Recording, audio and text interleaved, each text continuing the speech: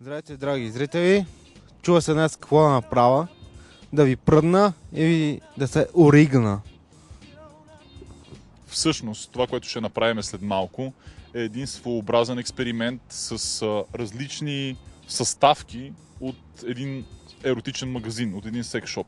Имаме едно шен с попърс, имаме парфюм, който би трябвало да привлича индивидите от противоположния пол с феромони.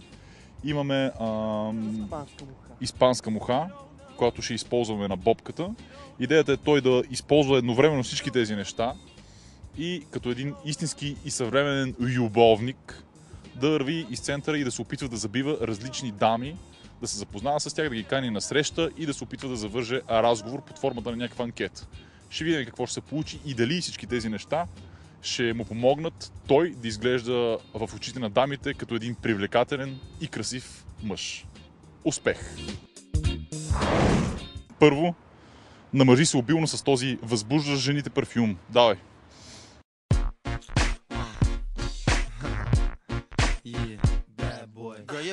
Давай, тишни си малко и го затвори. Стоп, стига толкова, бе! Стига толкова, братле! Изпускай! Издишай, бе! Надрусали се, бе, братле! Да, бе!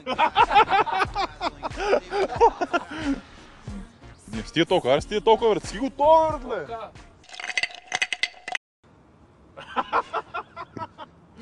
Добре, готов ли си да сваляш женки? Да. Не те чувам, готов ли си да сваляш женки? Готов съм! Искаш ли да шлакаш? Искам жени! Искам да бъда ваш любовник! Тръгваме.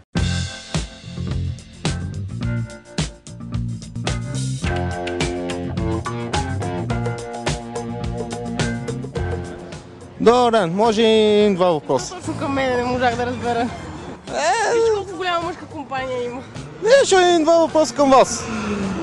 Зависи си въпроси. Най-нормални. Най-нормални. Какви мъже харесвате, например? Какви мъже харесвам? Да. Нестандартни. Други, освен... Некомерциални. Готини. Според вас, Личен сте, да. например, в секса, какво харесвате? Например, да кажете.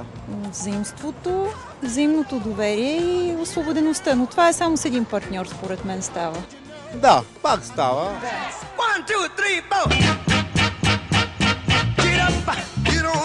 Това момче харесва ли ви като мъж? Като мъж, примерно не е мой тип, иначе е симпатяга, нищо му няма. Да, но има дебело и космато шкембе. Вижте. Това може да се оправи. Може да му го пипнете, ако искате. Бобка, дай. Вярвам, виждам, не е необходимо. Много е добро, вижте.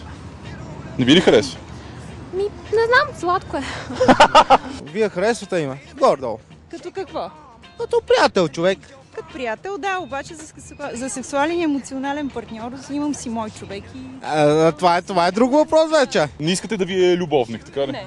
Според вас, действат ли еротичните парфюми, които са с феромони и испанските мухи и така нататък? Защото той целият е напръскан с такива парфюми. Така ли? Нещо не усещате ли, което да ви привлича? Не, явно нямат влияние върху мене.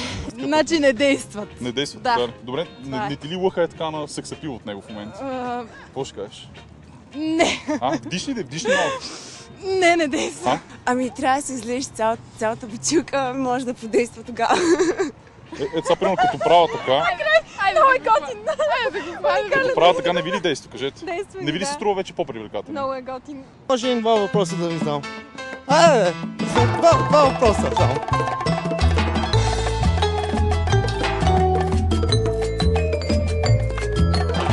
Харесвате ли го като мъж? Не знам, не го познавам. Не ви ли привлича по някакъв начин? Според вас, аз истински мъж съм. Според вас. Мъж? Да. Да, че си мъж. Ако исках, бихте и зазнали с мен на среща. Зависи какво ще направиш, не знам. You sexy motherfucker. Все пак, няма ли да му дадете вашите телефонни номера, за да ви покани на среща? Не. Ако искам телефон, ще ми оставите за връзка. Не. Добре, а не бихте ли искали само да сте си любовници с него? Не. Защо? Не. Тая бабка, отслабни малко, махни си космите и мисля, че ще имаш по-голям успех, отколкото да се пръскаш с парфюм, е такова, нали? Съжалявам, Бобка, nobody likes you, nobody wants you, Бобка, you're gonna be alone.